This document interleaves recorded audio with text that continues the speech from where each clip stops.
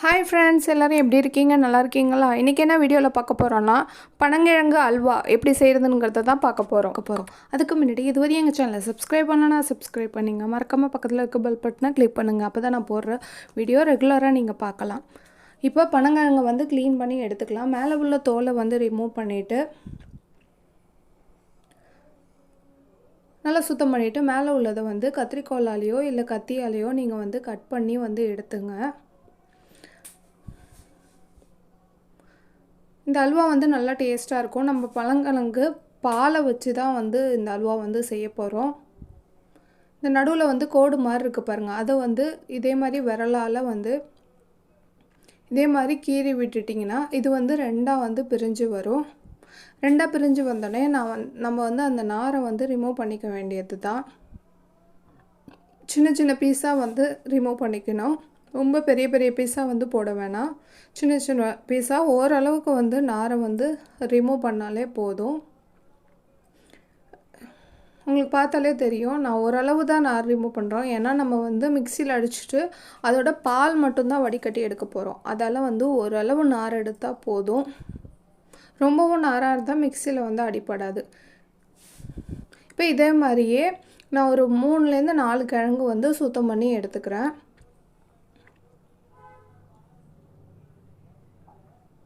இப்போ ஒரு 3லேருந்து 4 கிழங்கு வந்து சுத்தம் பண்ணிட்டேன். இதை வந்து ஒரு மிக்ஸி ஜாரில் வந்து சேர்த்துக்கலாம்.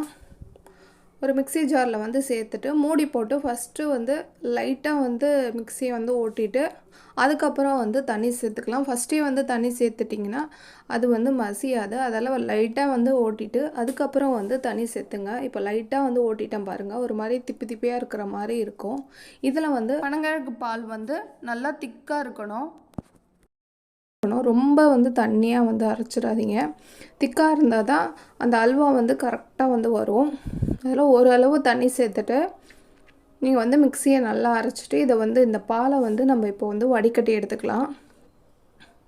சப்போஸ் பால் தண்ணியாக போயிட்டனாலும் நீங்கள் ஃபீல் பண்ணாதீங்க. அல்வாவில் வந்து லைட்டாக வந்து கார்ன்ஃப்ளவர் மிக்ஸ் பண்ணிங்கன்னா திக்னஸ் வந்து கொடுக்கும். அதுக்காக டேஸ்ட்டு எதுவுமே மாறாது. இந்த பாலை வந்து இப்போ நல்லா வந்து வடிகட்டி எடுத்துக்கலாம்.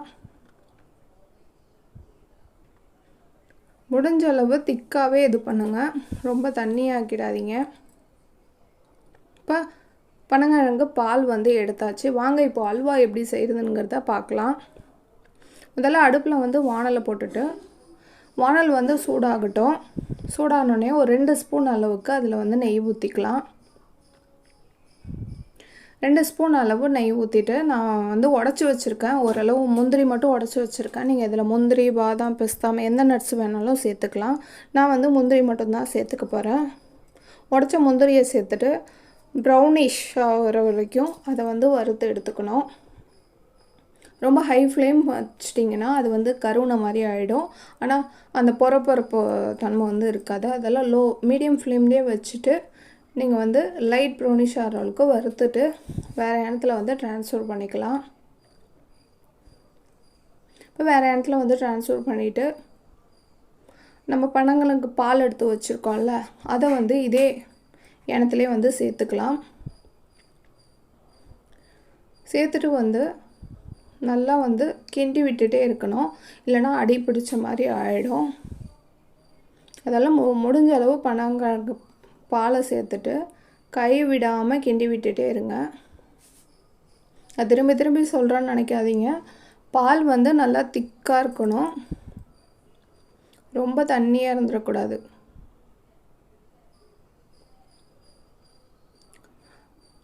நல்லா திக்காக இருந்தால் தான் சீக்கிரம் வந்து அல்வா பதத்துக்கு வந்து வரும். இல்லைனா ஒரு மாதிரி குழன்னே இருக்கிற மாதிரியே இருக்கும்.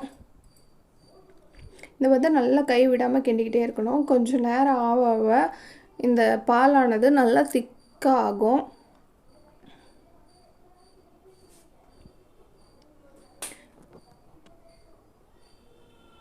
இப்போ பார்த்தீங்கன்னா நல்லா கிண்டி விட்டுட்டு ஃபஸ்ட்டு வந்து ஹை ஃப்ளேமில் வச்சிங்க. நல்லா வந்து கொதிக்கிறப்ப லோ ஃப்ளேம் இல்லை மீடியம் ஃப்ளேமில் வச்சிங்க. இப்போ ஓரளவு திக்காகி அந்த குழன்னு இருக்கிற மாதிரி இருக்கா,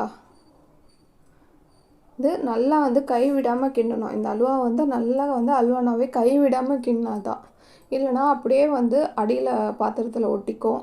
அடி பிடிச்ச மாதிரி ஃபீல் ஆகும். அதெல்லாம் நல்லா வந்து கை விடாமல் வந்து கிண்டிங்க. இப்போ ஓரளவு அது வந்து திக்காகிட்டு பாருங்கள். இந்த ஸ்டேஜில் வந்து உங்களுக்கு தேவையான அளவு சர்க்கரை சேர்த்துங்க. சர்க்கரையோ இல்லை கட்டி சர்க்கரையோ இல்லை நாட்டு சர்க்கரையோ இல்லை சீனி எது வேணாலும் சேர்த்துக்கலாம். உங்கள் தேவையான இனிப்புக்கு வந்து சேர்த்துங்க. சேர்த்துட்டு நல்லா ஒன்றா வர அளவுக்கு இதை வந்து மிக்ஸ் பண்ணி விட்டுங்க. இப்போ கொஞ்சம் சர்க்கரை சேர்க்குறதால கொஞ்சம் லிக்யூடாக இருக்கிற மாதிரி இருக்கும். கொஞ்ச நேரத்துலேயே இது வந்து ரெடி ஆகிடும். ஆனால் கிண்டி விட்டுட்டே இருக்கணும் கைவிடாமல்.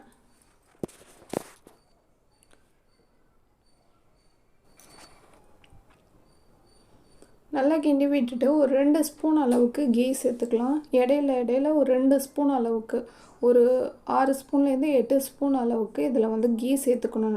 நடுவில் கீ சேர்த்துட்டு நல்லா வந்து மிக்ஸ் பண்ணி விட்டுக்கணும்.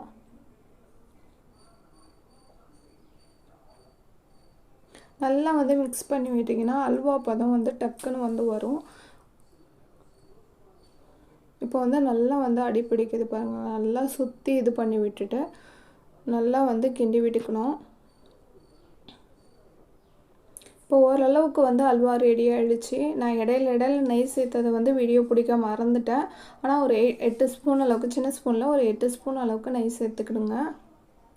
இப்போ நம்ம வறுத்த முந்திரியை சேர்த்துட்டு நல்லா வந்து மிக்ஸ் பண்ணி விட்டுக்கலாம். ஓரளவு வந்து அந்த எண்ணெய் சட்டியில் ஒட்டாமையே வருது பாருங்கள். இதே மாதிரி நல்லா வந்து எண்ணெய் சட்டியில் ஒட்டாமல் வரும். இது போல் நல்லா எண்ணெய் சட்டியில் ஒட்டாமல் வர்றப்போ தான் அல்வா வந்து ரெடி ஆகிடுச்சு. ஒரு 2 நிமிஷம் வச்சுட்டு நம்ம வந்து அல்வாவை வேறு இடத்துல வந்து ட்ரான்ஸ்ஃபர் பண்ணிக்கலாம். இப்போ நல்லா வந்து அல்வா பதம் கரெக்டாக வந்துட்டு பாருங்கள். இப்போ வந்து நம்ம ஒரு நெய் தடவின பாத்திரத்தில் வந்து இந்த அல்வாவை வந்து ட்ரான்ஸ்ஃபர் பண்ணிப்போம். ட்ரான்ஸ்ஃபர் பண்ணிவிட்டு இதை வந்து நல்லா ஆற விட்டிங்கன்னா, ஆற விட்டுட்டு பீஸ் போட்டு சாப்பிட்லாம். டேஸ்ட் வந்து சூப்பராக இருக்கும். ஓரளவு கூட பனங்கிழங்கு அப்படிங்கிறதே இதில் வந்து தெரியாது. கண்டிப்பாக வந்து எல்லாருமே ட்ரை பண்ணி பாருங்கள் இந்த அல்வாவை. இந்த அல்வாவை ட்ரை பண்ணி பார்த்துட்டு எப்படி இருக்குன்ட்டு கமெண்ட் பாக்ஸில் கமெண்ட் பண்ணுங்கள். இந்த வீடியோ உங்களுக்கு பிடிச்சிருந்தா லைக் பண்ணுங்கள், ஷேர் பண்ணுங்கள், சப்ஸ்கிரைப் பண்ணுங்கள். அடுத்தோட நல்ல ரெசிபியோட அடுத்த வீடியோவில் நான் உங்களை சந்திக்கிறேன். Thank you. Bye friends. Thanks for வாட்சிங்.